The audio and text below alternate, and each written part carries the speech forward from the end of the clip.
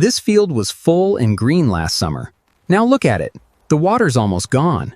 And I don't know how much longer I can hold on. They cut my water allocation by 40% this year. My canal ran dry in July. I can't fight the weather, but I have to find a way.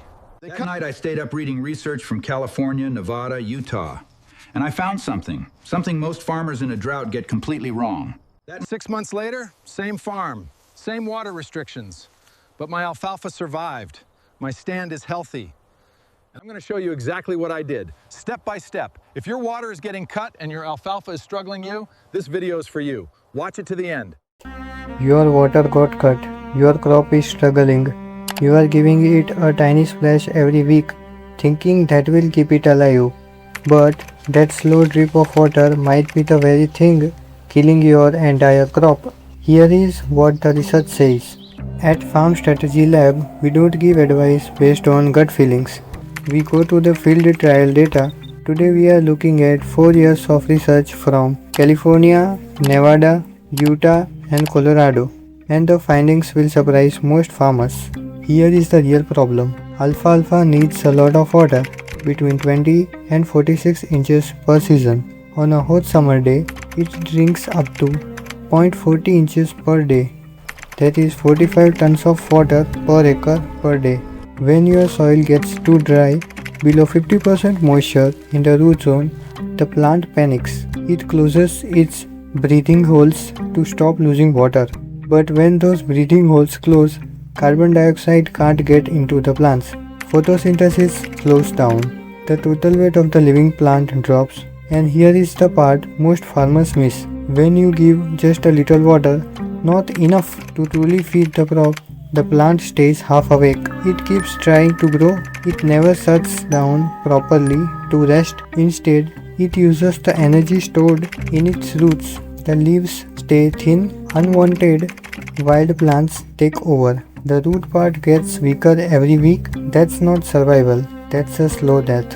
A 4-year USDA trial in Pearl, California tested what happens when you cut irrigation completely in August after the second cutting. The results were clear. Water savings of 30 to 49% per season. You only lose 3 to 18% of your dry feed. The crop survived and recovered.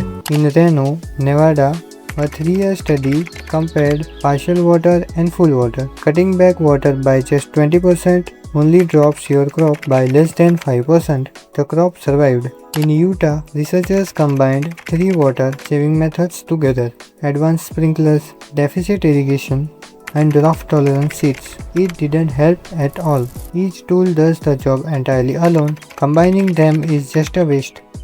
You don't need to spend money doing everything at once. The answer is not using less water all season. The answer is a full stop. Fully water the first and second cuttings.